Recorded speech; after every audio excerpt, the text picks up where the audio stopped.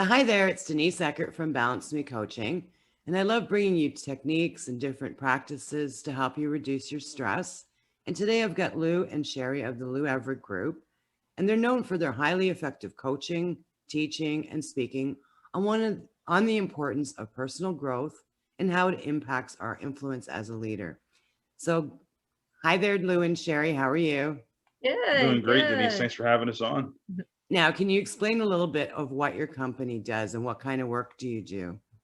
Certainly. Did you want to take that one? Yeah, sure. Yeah. So we are the Lou Everett Group. We are a husband and wife duo, and we are certified executive leadership and personal development coaches and corporate trainers. So we really focus on the leadership development and effective communication for small businesses. And we do that with very direct strategies to help build leaders from within. We also prevent toxic work culture, and we also provide compliance training such as diversity and inclusion. So we love transforming today's leaders is what we truly are passionate about. Yeah. Now, what kind of companies do you normally work with or do you enjoy working with? Well, we enjoy working with nonprofits a lot just because they, nonprofits, the nonprofit space tend to have a very unique desire and focus on the person because it is a nonprofit generally, and that is the main goal. But we also really do enjoy the challenge of working in the corporate space as well, working with companies that have teams and that face those types of challenges, especially as they're growing or as they're transitioning new leaders in, or trying to find the ones that are that show that they're going to be great leaders in succession planning. So both sides of those spectrums we really do enjoy the challenge of, and we're able to provide those types of services for them. And now, what kind of training or courses have you taken to get this far? It's a good question, quite a bit actually. I know for me, I can start to there. It goes back to when I was 12 years old, to be honest with you. My mother was didn't allow me to listen to my music in the car when she was trying to drop me off at school or at a friend's house. It was instead it was popping in Tony Robbins tapes or John Maxwell tapes or Zig Ziglar, whatever it was that she was into at that time. So right from the beginning, I was kind of engulfed into that mindset. And so as a middle school, high schooler, I began taking courses to be as a young leader, as a teen leader, through some of those mentors that I consider mentors now in my life because I've worked with them and got some of those trainings. But as an adult, as I went through management and got into management at a young age, I was just turned 18, 17, actually about 17 and a half, 17, my first leadership role, management role, and had to learn the hard way what real leadership really is. So the failure is a good learning tool, but I went through a lot of different programs that some of the companies that I've worked for have prepared us for and provided for, whether it comes to leadership or team development or team building and the normal check the boxes style trainings too, right? But outside of that, we have joined the John Maxwell team. We've been part of training through high level experts in the D&I space for training there. And so we're constantly trying to keep involved into those things so that we can make sure that we are up to date with the current challenges that these companies are facing today. Yeah. Now, as a business owner, I mean, this show is basically how to reduce your stress. How can you reduce a business owner's stress with the work that you do?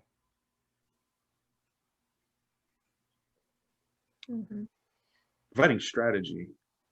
You see, there's this mentality of work-life balance, right? And I love what Sherri calls it. What do you call it? Yeah, it's more for trying to get harmony. Right. And I know I was chasing after that, and being in my different careers I've had was always work-life balance, right? It's always that word, that catchphrase that everybody uses, and I fell into that trap too. So I'm not perfect or anything. I fell into that concept until we start developing yourself and start reading and transforming my own life.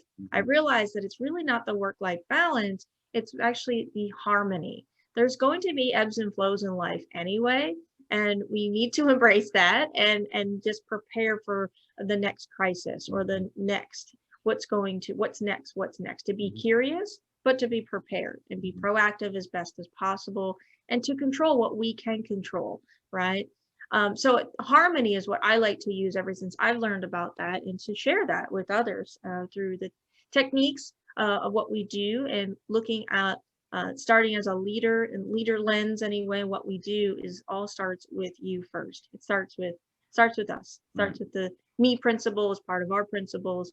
It starts and ends with us. Yeah, as a leader, right? And not in a selfish way, Right. but in a development way, right? We're not saying me first. We're saying you develop yourself first. You can't really develop other people unless you do that. And so that harmony between what we do for work and what we do in our business and what we do in our life needs to be in harmony or in alignment. Mhm. It's always gonna kind of blend in, right? I mean, so stop trying so hard to I cut work off at work. It's a great concept, but if you are in a leadership position or leadership role, or you own your own business, even, that's virtually impossible.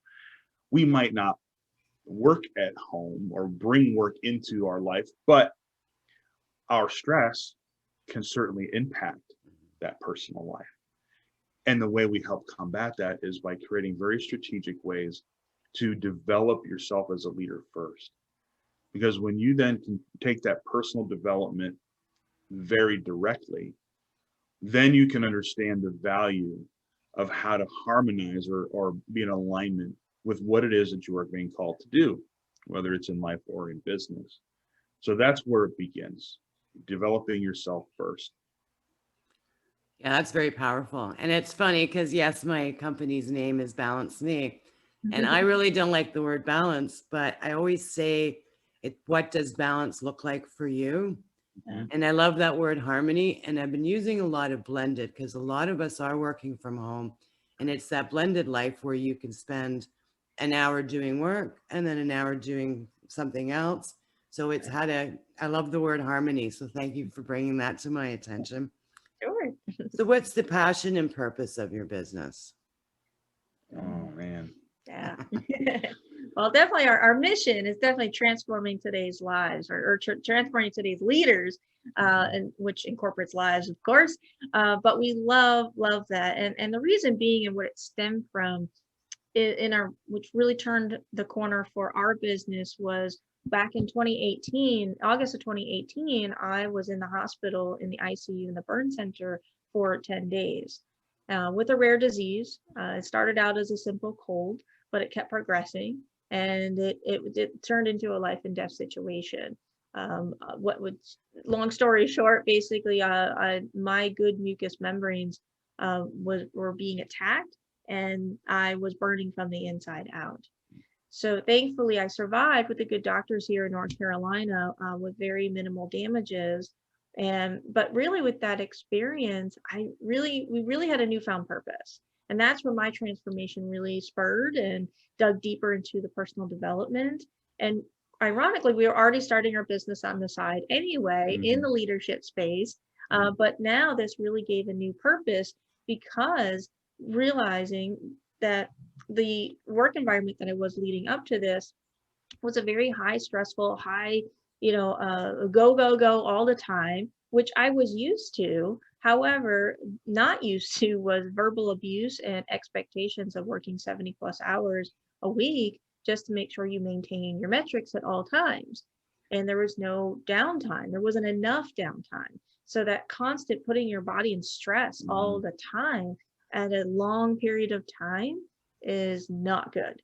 And I wasn't the only one getting sick. I just happened to land myself in the hospital. So, so we had a newfound purpose, like I said, in that where leadership is not positional, it's influence, nothing more, nothing less.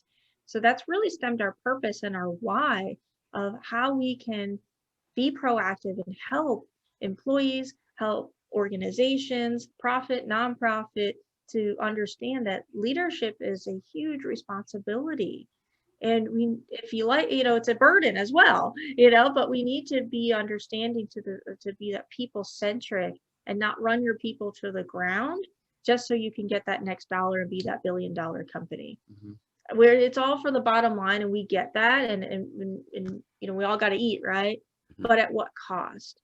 And there's tons of great companies out there that can be people centric and take care of their people and still be a profitable company. with that. Yeah, and that's really where, we started with a passion of trying to help leaders and other people and organizations understand that old 1970s leadership capitalist playbook of leadership it's gone. We have to get rid of all of it, because that's not where we are today.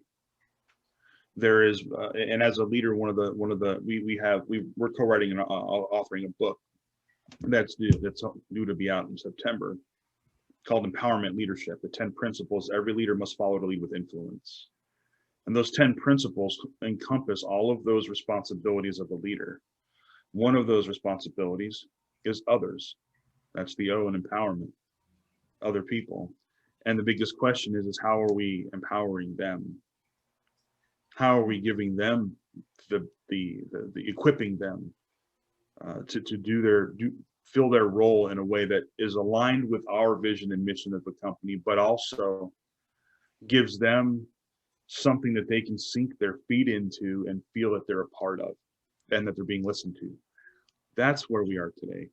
So that is our passion, because of the experience we've had to endure and Sherri had to endure, to realize that, man, even big companies or companies that are well known need this help so bad, because there are people inside this company that are being infected and affected by the top-down leadership style of positional leadership that is affecting their teams and their people, that results in attrition, right? Employee attrition, and people leaving and talking bad about the company, and all the damage that can be done by that, right? Yeah. And the money that can be saved. I mean, the bottom line is the bottom line. Okay, I was in the executive level. I've been in corporate level for a long time, and the bottom line is very important. And as a leader, we're responsible for the bottom line, right? Because it comes down to us. Like, look, we've got to make sure we hit these metrics, hit these goals. But how do we relay that to our team in a way that does not give them that full responsibility, because that's our responsibility, and gives them in a way that they're going to be a part of it and they want to work with you, not have to work for you. Yeah. That's what we want. We want them to follow us. So that is our passion, man. And that's very powerful too, because if you feel like you're part of something and you know what you're striving for, you're going to give your 100%. Right. If you have someone just that leader, the old leadership style, I know, because I actually took leadership in university, where it was almost like a dictatorship, and you were resistant all the time.